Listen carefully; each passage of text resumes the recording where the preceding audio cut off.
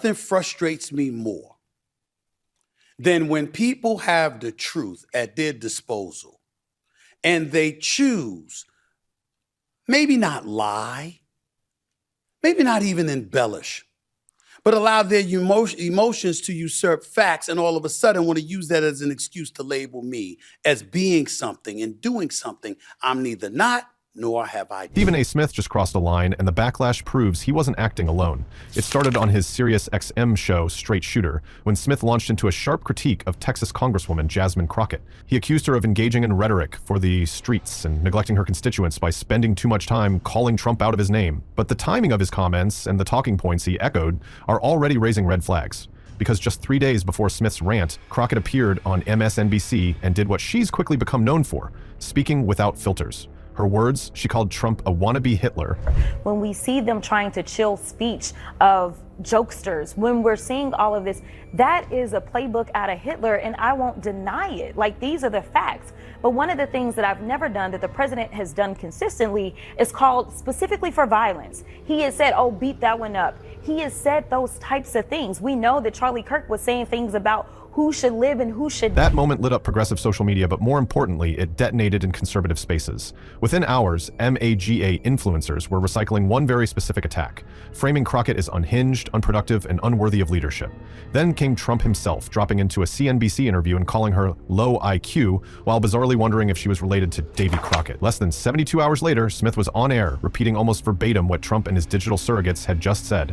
The overlap? Unmistakable. Smith's show is known for hot takes, but this wasn't about sports. It was political, targeted, and alarmingly aligned with a broader campaign to discredit one of the most visible black women in Congress.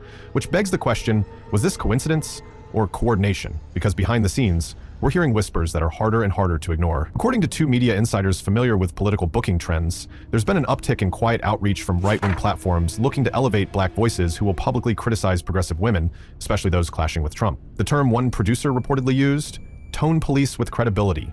That's what they're shopping for. And in that light, Smith's sudden political pivot doesn't just look opportunistic. It looks rehearsed. Job to represent a constituency. When you're in the opposition party, the minority party, your job is to object and to be loud, to be a fly in the orbit, to gum up the works. She's doing what it is she has the power to do, what's in her capacity to do, what's in her bandwidth to do. And here's what they don't want you to remember. Jasmine Crockett didn't rise to Congress on sound bites. She built her name as a civil rights attorney in Texas, fighting police brutality cases, defending protesters, and going toe-to-toe with voter suppression laws. Since entering Congress in 2023, she's co-sponsored major bills, including the CROWN Act, which protects against hair-based discrimination, a landmark piece of legislation for communities long targeted for their appearance. She's also been a leading voice for reproductive rights, maternal health, housing justice, and police accountability. And yet, according to Stephen A., she's wasting her time by calling Trump names. Let's not kid ourselves, this wasn't random. Smith knew exactly what Crockett had said. He even played the clip back on his show. And still, instead of challenging Trump's attacks or addressing the racial double standards that follow women like Crockett every time they speak plainly, Smith chose to scold her for being too vocal, too aggressive, too street. That word did a lot of heavy lifting in his segment. He framed it like advice, sure, he said he respected her resume, but the subtext was clear: tone it down or you'll lose your shot at real power. As if Congress isn't already designed to mute voices like hers. As if decorum ever stopped Trump from reaching the White House. The idea that Crockett's language is the problem, not the man she's calling out, reveals more about Smith's priorities than hers. Well, since those comments, a ton of people have spoken out against what he's saying and defending Jasmine Crockett. I saw Willie D speak out, Stephen Jackson, Tamika Mallory is calling for people to turn Stephen A. Smith off and treat him and his show like the NFL, and Bakari. But here's where it gets even messier. Crockett didn't clap back directly. She didn't have to. She reposted rapper Willie D's blistering statement instead, an indirect but unmistakable response. Stephen A. Smith taking shots at Jasmine Crockett ain't just messy, it's weak, Willie wrote. Dude is sitting on one of the biggest mics in America, and instead of using it to uplift, he's tearing down a black woman who's out here putting in real work. And Crockett added a quiet, pointed emoji, praying hands. No words, just signal. The floodgates opened. Angela Rye called Smith's take self-hating ignorance. Bakari Sellers said point blank that Smith has a black woman problem. Even Alexis Ohanian, yes, Reddit's co-founder and Serena Williams' husband, couldn't resist a dig. After Smith offered unsolicited marital advice post-Super Bowl, Ohanian reminded him publicly that maybe he should stay in his lane. The clapback? You haven't been married, right? Translation, credibility matters when you're criticizing someone else's home. And this wasn't just isolated noise online. It was coordinated pushback. Tamika Mallory, Roland Martin, Tiffany Cross, and Andrew Gilliam all weighed in. So did D.L. Hughley, asking the real question, why Crockett? Why now? She's not in leadership, she's a freshman congresswoman in the minority party. But that's exactly the point. Crockett's job in this climate is to raise hell. Her power is her voice. And it's that voice that's now being targeted from both sides of the aisle. So Stephen A. Smith has been seeing all of this outrage, and he says, normally he does his show at a certain time every week, but he decided to do an emergency episode to get back with the people who have something to say. So he went on his show, straight emergency episode, straight shooter with Stephen A. The real story here isn't about whether Stephen A. Smith meant well. It's about the timing, the alignment, and the bigger chessboard. Because while he insists his comments weren't personal, that he was offering constructive criticism, what we're watching looks a lot like calculated discrediting. And if insiders are right, if conservative media is indeed scouting for figures who can legitimize their critiques of outspoken black women, then Smith didn't just walk into that role. He might have auditioned for it. Now let's talk about the political implications. Because just days before Smith's comments, Crockett delivered a brutal takedown during a House hearing aimed squarely at Melania Trump's immigration record. She questioned how the former First Lady secured an EB-1 visa, sometimes called the Einstein visa, and suggested the math didn't add up. Her words went viral, and predictably, so did the backlash. Right-wing influencers pounced. Crockett was smeared online, labeled low IQ, ghetto, and worse. Many of those same slurs resurfaced, nearly word for word, in Smith's segment. So back to Melania. Look, I think there's, what she's pointing out, one, this is not a new story.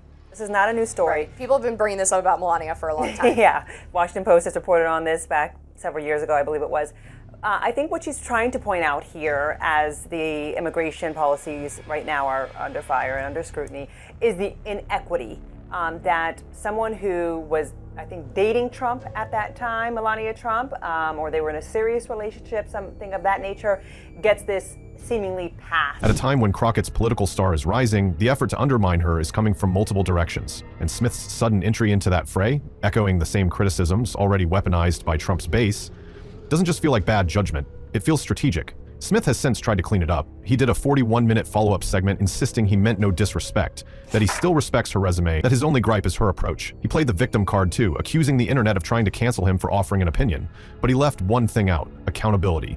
No mention of the timing, no reflection on the eerie similarity to MAGA talking points, no acknowledgement that his words gave fuel to a smear campaign already in motion. And what's most revealing? He name-dropped everyone who criticized him: Willie D., Roland Martin, Bakari Sellers, Angela Rye, but never once addressed why so many respected voices heard something deeper in his tone. Why this moment struck a nerve. Why it was more than just commentary. Because this wasn't about political strategy, it was about power. Who has it? Who's allowed to use it? And who gets told to shut up when they do? Like that.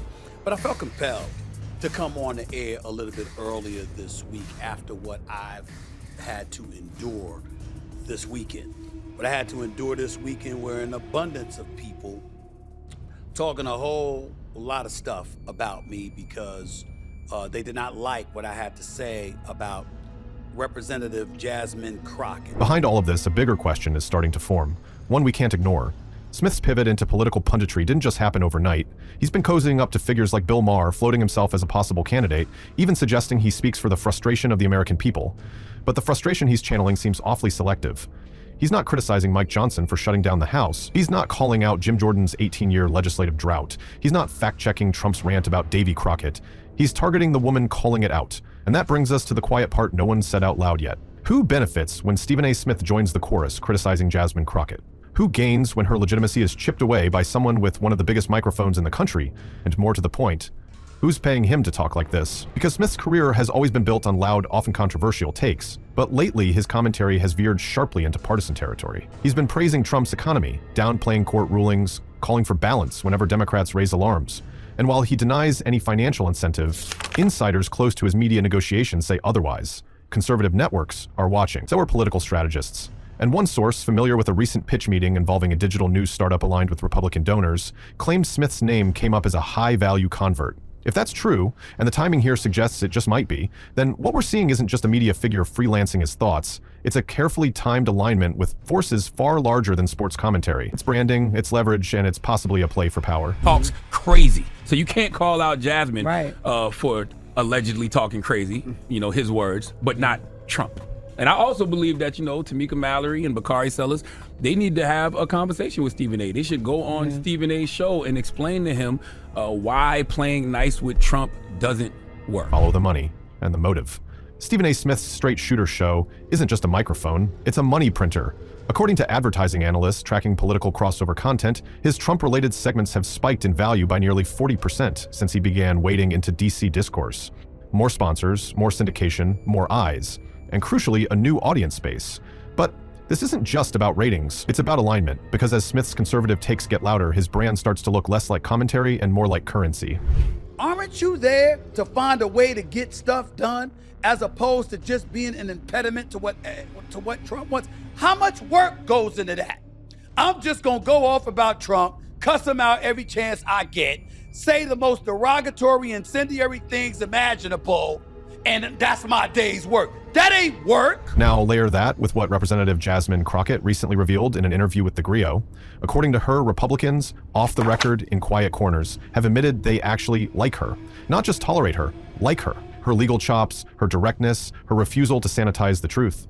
She's become a breakout figure, especially among voters who don't usually warm to Democrats. That crossover appeal is political gold, and in an election cycle where public opinion is tightening like a noose, any threat to the base's loyalty becomes a problem. So if Crockett is getting too much shine, especially from unlikely fans, someone in the conservative playbook would need to neutralize that.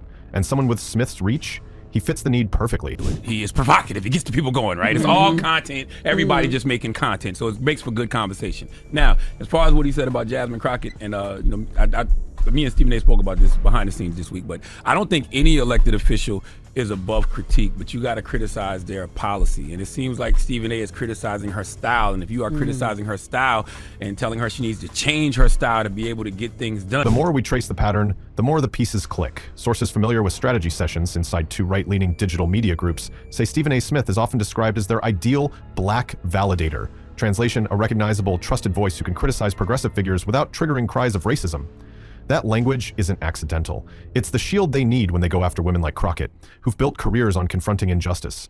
One of those insiders told us, you need someone who can say what we can't say, and it lands better when it's coming from him. Meanwhile, we've got whispers from the talent management side that Smith is in quiet talks about renewing or expanding his media contracts, and not just with sports platforms. Two former Sirius X M employees claim that Smith's team has floated the idea of repositioning Straight Shooter as a full-blown political vehicle, with longer-form segments and deeper beltway access. That's not dabbling, that's hedging a career bet. And what better way to prove your value to conservative power brokers than by tearing down a rising Democrat who just called Trump a wannabe Hitler on national television? There's a lot of things he could be working on, but for some reason, he is constantly focused on me. And personally, I've never met the man. I have no interest in going to the White House and meeting him or talking. That might surprise people that you've never met. I have never met him, but for whatever reason, I live rent-free. But here's the twist Smith might not have anticipated. Crockett's critics aren't the ones cashing in on this feud. Her team notes a disturbing trend. Every time Smith mentions her, his metrics improve. But hers don't move. Not in the same way. Her base stays firm, but the engagement flows to him. More views, more shares, more credibility from conservative commentators who suddenly praise his objectivity. Smith's audience balloons. Crockett's threats multiply. Because that's the part the public hasn't seen, what's happening behind her tweets and retweets. Crockett's security detail, according to sources close to her campaign, has logged a spike in credible threats since Smith's critique went viral. Not just angry comments, threats.